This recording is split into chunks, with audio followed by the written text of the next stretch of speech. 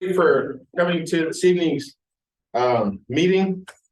And I really want to thank the fire department for hosting it here. It's very nice. I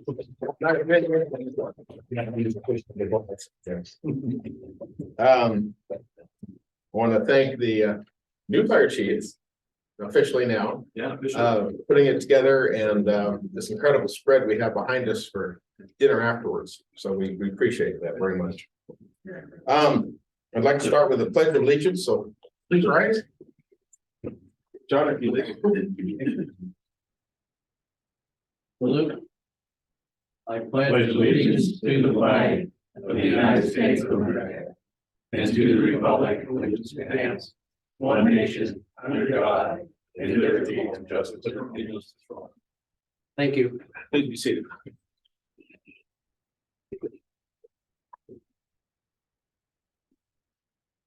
There's is there any oral communications anybody wants to bring up at this time? Seeing none, we'll move on. The under scheduled matters, I'd like to move item 1, the reorganization down to the to have right after number 4. So we'll move that and move right into the approval of the draft minutes from the August 25th meeting. Did everybody receive a copy? Board members receive a copy? Are there any? Are there any comments or discussion you'd like to have on it? We'll take a moment and review them if you'd like.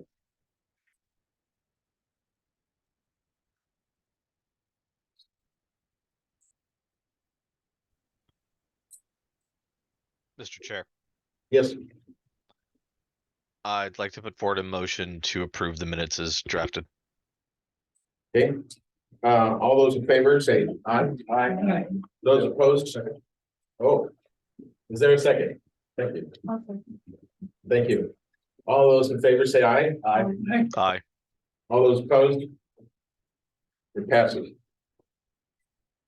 I gotta do something better than that. You know, at some point in time, I was supposed to do roll call. I apologize. I got ahead of myself. Let's do a roll call very quickly. My name's John Billio. I'm the chair. Jerry Hall. Rating strong. I'm Michael Knight. Javier Sanchez, engineering. Maria Venus. Vicky Cervantes. Brian Cockburn, fire chief. Jake Stone, police chief. Josh Mendes, our police scout.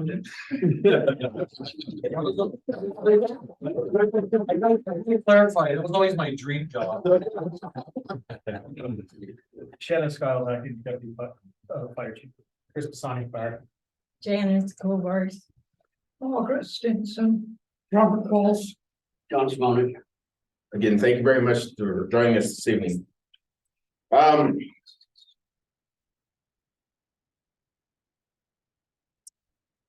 like to review the, again, we'll combine Measure H and Measure I reports. And I'd like to start with, oh, wait a second.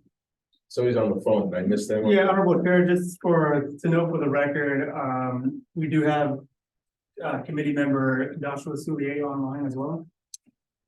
Joshua, sorry about keeping overlooking you, buddy. It happens. So I'd like to start actually, Josh, with you if we could, and we'll talk about streets report. Okay, I can make this fairly brief. I looked over the numbers. I didn't see anything that jumped out at me. The quick conversation I was able to have with Mr. Knight confirmed my opinions. He had nothing of note to report at all that I was given. So that's about it. Hey, Mike. Happy to answer any questions. The self-performed maintenance is ongoing. Didn't have any takers on the witnessing of the paving operations out by the airport, but that is completed now. So the efforts of those Measure I funds, if you drive out around the fairgrounds, portions of West Street, Newcomb, and in front of the fairgrounds were part of those efforts. So if you have any questions, when you guys go out there, or I'll extend another option whenever we're paving another section under Measure I funds. If the group would like to come out and see the paving operation, I'll make sure to keep you guys advised.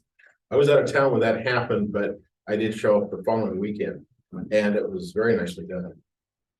That was now you just took and, was that just bladed off and capped on top, or what was that? Yeah, it was a surface grind and then cap Okay, with AC hot mix. so you didn't have to do any bed work or anything. No major reconstruction. It was just a surface grind.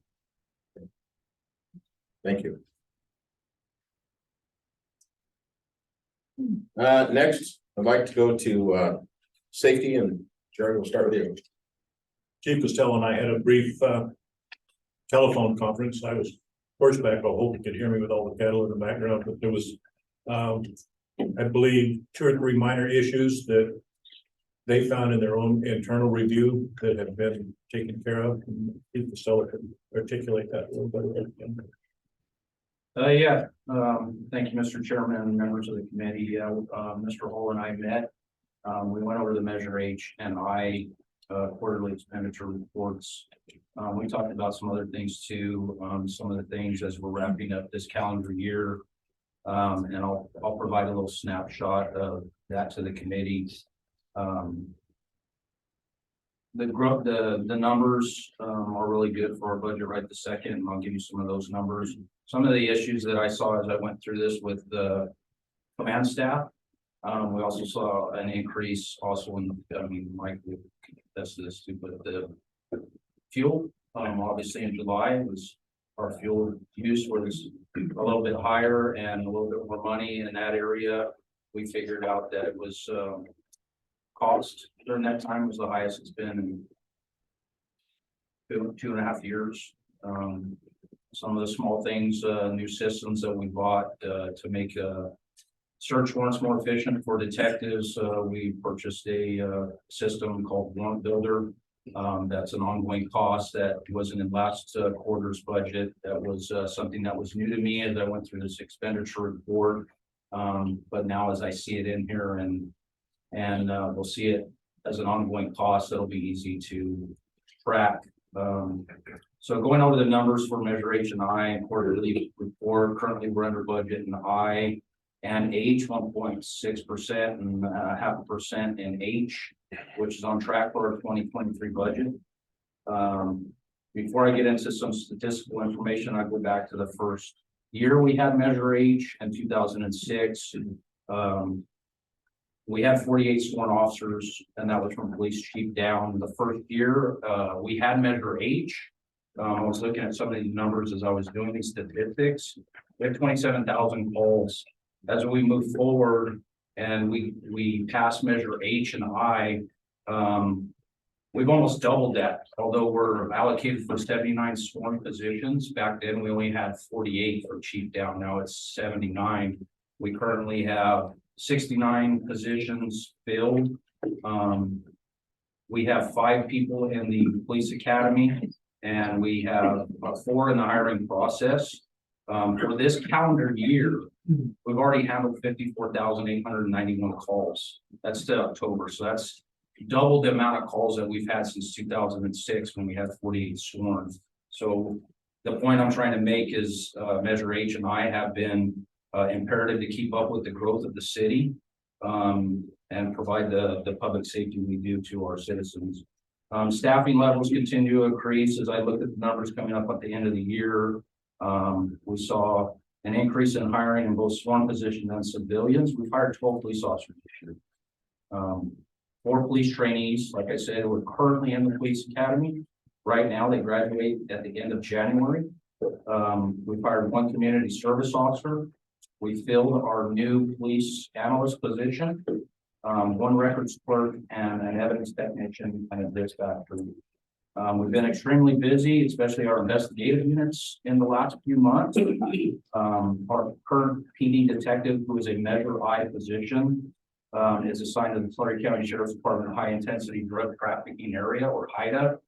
They've been extremely busy. They just finished an 11-month investigation that was centralized around the Porterville area, with the city of Porterville and Porterville proper.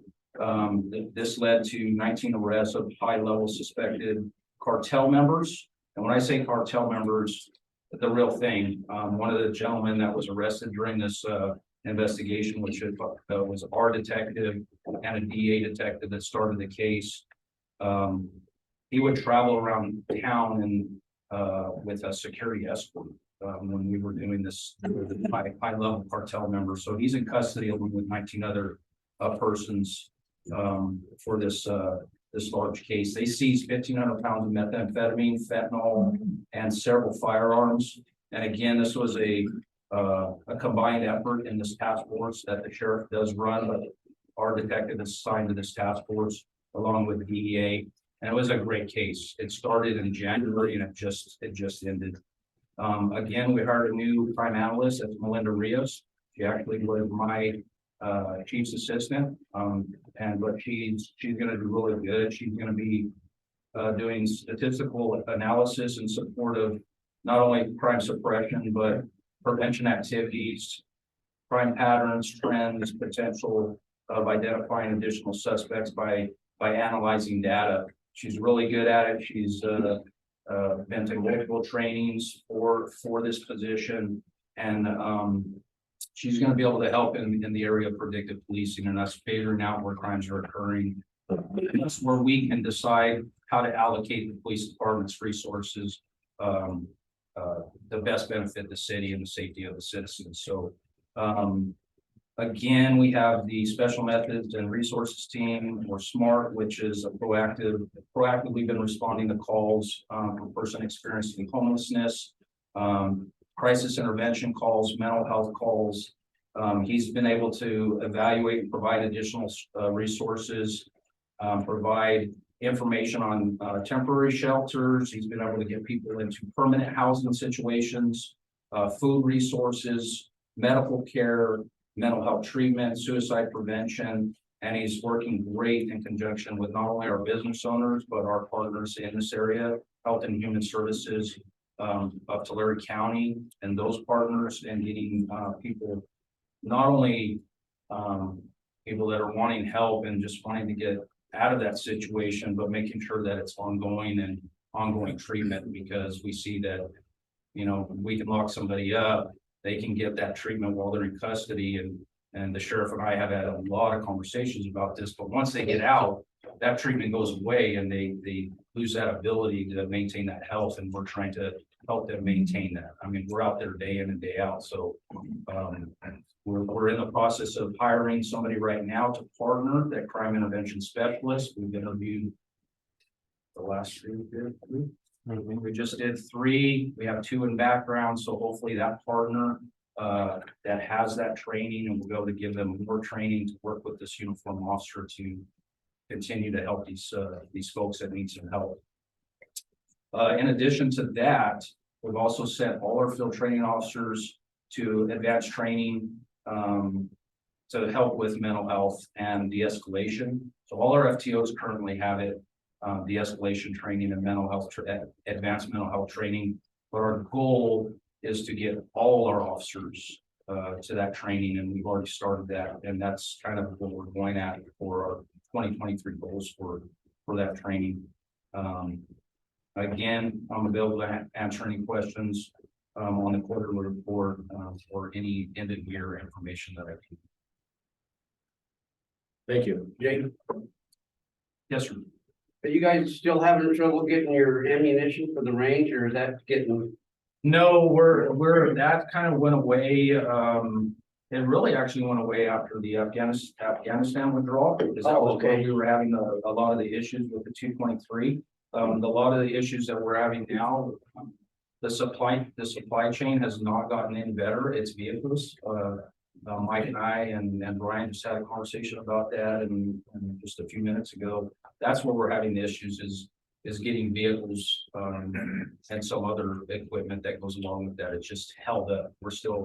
We ordered some vehicles in March, March and we still haven't got there, still, so it's vehicles and stuff that goes with those. Thank you. Any other questions? Thank you very much. Next, I'd like to move to fire. Sean is out as a ill family member, so he won't be with us tonight, but Brian, if we can get you there. Speak good. Sean and I had a conversation over the phone, reviewed the budget, Measure H and Measure I together. A large amount of our ongoing expenses are through training. We recently purchased some mannequins, some CPR mannequins and bleeding control mannequins. We have a program that we're rolling out to the local schools, as well as training city staff and other members of the community in hands-only CPR. We won't be fully certified in CPR, but it's going to be hands-free or hands-only CPR. Chief Skiles is pretty instrumental in leading that. The new dummies, I can actually let you talk about those, the feedback that we have with those and the lights and the information. Sure, we just purchased 8 new CPR mannequins, adult, and 8 new baby mannequins, and they all have CPR feedback on them. So, for example, if you're doing chest compressions, you're supposed to do it at 110 to 120 beats per minute. So kind of hard to figure in your mind, right? So it's got feedback devices on them. So it has lights. When you start doing compressions, if you're not going deep enough or fast enough, it'll show a red light on the chest. And then once you start getting to the optimum compressions, it turns 2 green lights. And if you go too fast, it'll flash a yellow light with the green lights. So it's to train you on exactly how to do the perfect compressions. Yeah, we're coupling that with some bleeding control mannequins. So unfortunately, the reality with shootings and attempt to help improve our safety of our schools is by teaching the teachers as well as the other instructors how to do perform bleeding control. So we purchase mannequins that we can use to educate both the teachers and the other employees of the school to safely put on bleeding control tourniquets, wound packing. I recently talked to Chief Crodel, former Chief Eric Crodel, who is now helping assist the schools in some of their safety plans, and we're going to be working with them using these new mannequins to provide training to the teachers as well as possibly the students as well. Hopefully the students as well. They outnumber this faculty by probably 10, 15 to 1. So teach the students how to do wound packing and handle the CPR as well. And if the group, the two-talk committee would be interested in receiving the hands-only CPR, that's something we could bring at a later date in the meeting to be a short training that we could provide to everybody as well. The additional costs for the department, a large amount of the PPE has been purchased, the personal protective equipment, our turnout equipment, other safety equipment that we use within the department, some of our large purchases. Other than that, the spending is on budget. We have a couple of anomalies in some spending, just like with Chief Costello, the cost of the bill. Recently received a update on the increase of our PPE and other equipment, and it is up as much as 20 to 25% across the board in the cost of goods. We continue to experience supply chain issues. The big thing with vehicles for engines, we're looking at speccing a new truck and a new engine to replace some retiring equipment. The build time previously with a new engine was 12 months. We're now being told 36 months to 42 months. So we're trying to be proactive and inspect them out a couple of years in advance, knowing that we're gonna have that kind of lead time. But other than that, everything is with the conversation with Sean and I, there was a little bit of a review and an overview of our budget, but no other questions or anything that I'm clarify on. Very good. Any questions for the governor? I do have one. I've never heard, and it makes sense. I've never heard of a bleed control mannequin before. Is that new or is that? Unfortunately, that is the thing now. Yeah, so they've become, but Shannon can probably explain a little bit more about that. Yeah, sure. It's actually what it is. It looks like a foam tube the size of a thigh. And it has a simulated entrance wound from a gunshot and a simulated exit wound, as well as a large laceration that's deep and long. So you can do direct pressure with wound. Whenever we say wound packing, We now, in the area are allowed to carry hemostatic dressings. It's basically just a fancy term for gauze with powder on it that creates clotting of the blood. And we'll pack the wounds and put direct pressure, so that's kind of what it is. And as far as the, I don't know, the last couple of years is when those mannequins became. Yes. To be honest, as a result of the active shooter hostile event responses that you see in the nation, we now go towards that. It's an unfortunate thing you have to do, but it's good that you're doing it. Being proactive. Yeah. They used to use to seal that kind of stuff up. We've been on camp trips and stuff where somebody gets cut, they just glue it back together. You guys don't do that? No, we don't do suturing or gluing.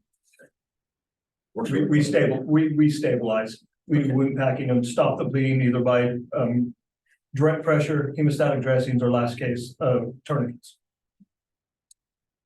Interesting. Very good. Thank you. Next, I'd like to have library literacy. Margaret, if you'd like to address that. Yeah. The library's doing really well. We're getting a lot of new customers. Patrons that have been on home at the new location. I checked the expenditures, it all seems within line. What was asked, the furniture, etc., was not bought out of either profit or general funds. That was fire insurance paid for it.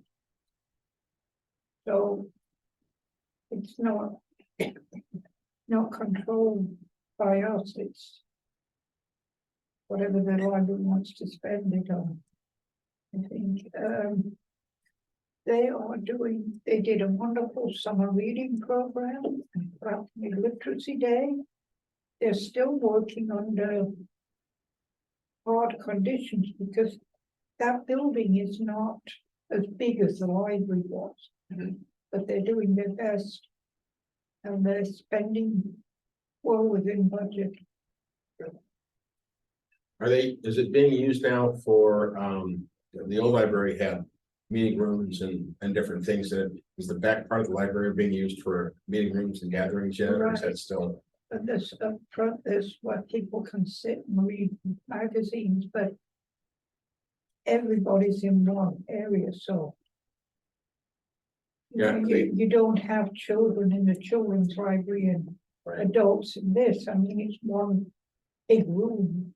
But in the very back where all the chairs are, Yeah, that was kind of some tables that was kind of set up. It looked like for maybe some community meetings or something. Is that been re-established yet, or is that still kind of? Vicky's here. You can ask her. Yes, hi. There are libraries doing programs. We hosted about 200 patrons for Halloween celebration on the 29th. We did a Wednesday coloring club in the afternoons. But are you talking about general public meeting there? Well, you used to, at one time in some of the meeting, you had meeting rooms upstairs. Yes. And the community could use those, or I believe they were using it. Is that element been reestablished, or is that? Well, we're not making a reservation for them to use the space. The space is there for them to use if they'd like to host a meeting of some sort.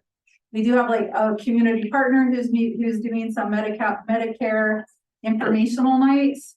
And sadly, although she does cross promote it in the community and we help promote it as well, she's not been very lucky getting that Medicare age group to come in and receive additional information. I think she even offered them pie to come the last time earlier this month of November. But the space is there for the community. Is it for them to ask for restricted use, like, a patron who wants to have the Girl Scouts meet there every Tuesday night? That's something we can't necessarily commit to. However, we can make it, if it's available, they're certainly welcome to use it. But we do try to notify when we're going to have programs, the space is reserved at 3 p.m. today. And then, we're going to need, it's a lot to work through when you don't have a dedicated room. So, but it is being used. The knitting ladies that made the news during the fire, they've come back. And so they're having their little regular gatherings there. I'd like to just say that there are people that gather for specific reasons. There definitely, when school started back up, definitely the Sunday groups meeting for study, to do their study groups. And so that's something that, that again, we're great. We're happy to see that. There's just no privacy, you know, like as they once before. But I mean, on the end, on the positive end, they won't have to endure those hardships, you know, but for a few more years. So. Sure. Yeah. Good. All right, questions from these ladies? Very well. Is there any further discussion for anything everybody has said for the reports? Would anybody like to make a motion that we accept them? Can I ask one? Yes, please. Public Works Department. There are, if you go down and around the corner, there's some handicap parking. But can't we get some closer to the library? Because if you go from that, it's a long walk. There's no handicap parking like in the main part of the parking lot. Yeah, that's something we can take a look at. If I may, so my staff brought it to our attention when we moved it in July. And Donnie's asked the landowner, the person we leased the facility from, if they can put a handicap parking spot between dollar store and the library, because there is only one, I believe, next to Grocery Outlet or by the insurance that's on that far end of that lot. Of course, if you swing around the corner to Family Healthcare, they've got a whole lot of handicap parking right in front of their building. But yeah, it's definitely, they're just, you know, it's just not there, basically. I can't say that the members of the public who come to visit have made a big complaint about it, because it's certainly accessible for them, however they choose to park in that particular business slot. So that's helpful. But I don't know why again, I don't know the why or. Well, I know from when that area first developed, they complied with the code with the number of accessible stalls as related to the total stalls, but this space wasn't developed yet, so it's something to look at and just disperse a little bit more, because they tend to get grouped in a certain location. So we can look at that. Jerry? Probably an explanation is just history itself. That original location was not a complex, it was a single building. It was Smith's Market. And then Baby News on the other end of it, in the drugstore. Probably the necessity of handicap parking hasn't even been revisited by anyone, much less the landowner. So if you guys could take a look at it, you have to contact the landowner yourself and represent the library and their concerns, because they do have people that have a need for handicap parking in that area, and just revisit the entire issue just from the concept of safety itself. History has changed there. Kind of tough to do that, you know, after the fact. Kind of, Right. I bet you somebody in this room can get it done. Very good. Any other questions? Good fire inspection might have something. Any other questions? Seeing none, is there a motion to accept these reports? I make a motion that the reports be accepted as such. Second. Thank you. Thank you for the second. All those in favor say aye. Aye. All those opposed? Passes. Yeah. I need something different.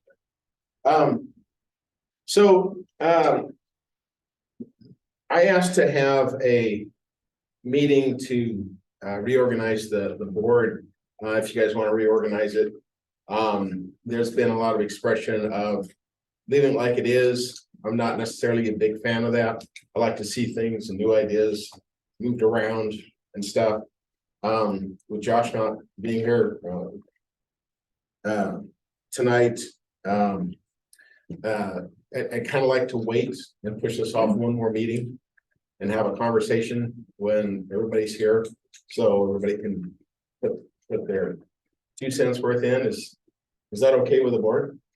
Sure. Okay. I'm fine with it. Thank you. I know Jerry wants to take over as the lead, as the chairman. He didn't know that until just now, but He told me that. did he? Oh, good. Well, we can just make that decision right this second. Teach you to come in late, just like I got it. John, you're doing such a fantastic. Okay, yeah. Well, I was told I was vice chair and I wasn't even here. I couldn't call the next day saying, oh, that's what you get for not being there. that's right. Just for those who are interested in that concern, I'm a great Radar O'Reilly. I am not a Colonel Potter. So we'll postpone that till the next meeting. We do need to schedule our next full meeting, and that's, you don't want Tuesdays now? Is that better? Yeah. Okay. So we have these quarterly, so this would be February? Yeah, our next meeting, is that right? That's right. When? It says something, it'll be in February. I think it's usually, It's like the third week? yeah.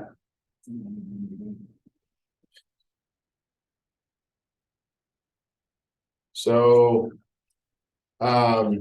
February 23rd, looks like that might be a little bit of a challenge. The 21st, could we move this to the 21st? For this meeting, with that? That's a council meeting. Council meeting, He so I guess that's a no. 14th. Wow, That way we can make a report to council. yeah. Valentine's Day, you really want to have a meeting on Valentine's Day? Well, No, You'll get your. we could go back to the 16th. when do you, That'd be the Thursday just before the city council meeting. okay, when do you have your, when do you get off work? Start work? Supposed to be setting up right now. That's That's all right. It's me being inconvenienced. If it's an inconvenience to everyone else. I'm just not having to do the work right now. Actually, according to that clock. We have it last year.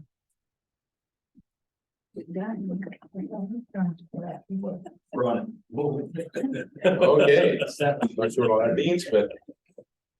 60. Just 16th, okay. February 16th, Where will it be held? let's talk about that. So we've done the police department, we've done safety, and we've done the library. This portion of the fire department has lots of different venues. So that would leave roads would be the next logical choice. I'm not sure that you're basically just an office down at City Hall, Yeah, right? well, here at the corporation yard, I don't think we have the ability to set up a saw on there to accommodate this size of the group. Okay. But do you have the ability to barbecue? Well, we do have that ability. I'd have to address that too. Is there an element of roads that a tour in advance or something, or, yeah, I'm not sure how to approach the roads division. But we definitely could set something up.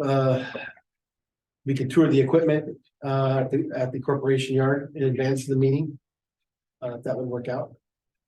We probably ought to do that in more of the spring or Yeah, summer. because it's so dark now. Yeah. It's lit, but it would probably be a better tour. Daylight savings times on the other side. There's a facility, and we can come back to that in the July. Yeah.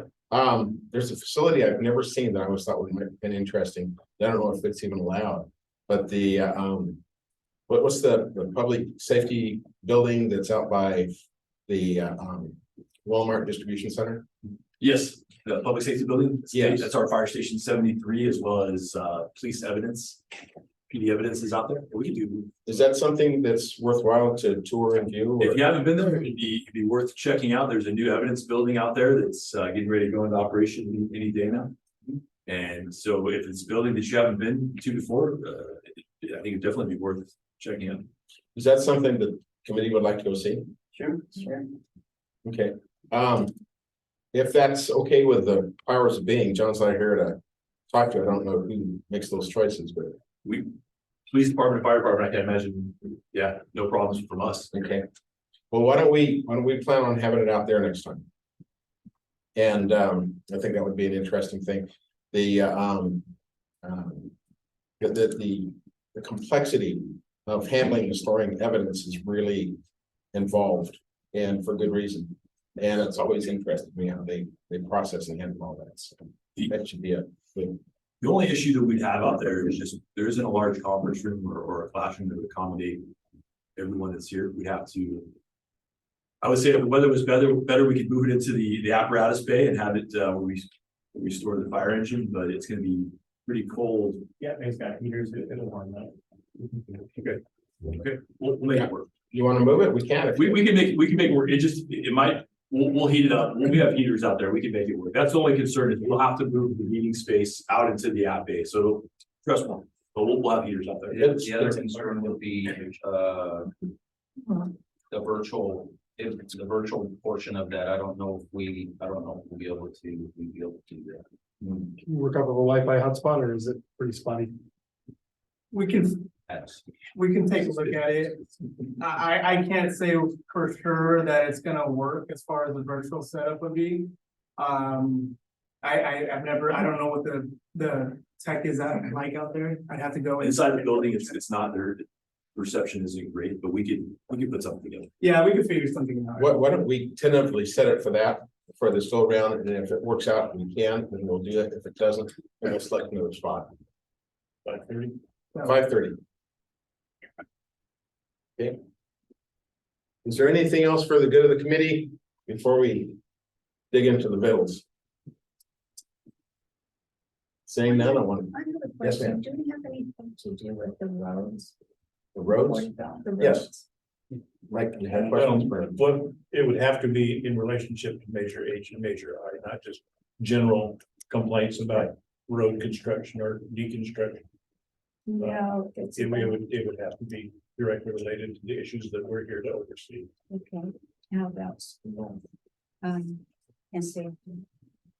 Well, again, the purpose of this body is to look at the proposed budgets and make sure that the funds that are proposed fall under the requirements of Measures H and Measure I. Okay. So if it's a question within that guideline, you can actually ask it right I'm now. not sure. But also in regards to the function of the various agencies, that's not within. Yeah. That's not what we're here for. Yeah. Because we could all have concerns about a lot of things, but Well, it's just a dangerous situation by one university. that's something that they got with council. Anything else? So. Very good. Thank you very much, and make sure everybody gets some grub tonight.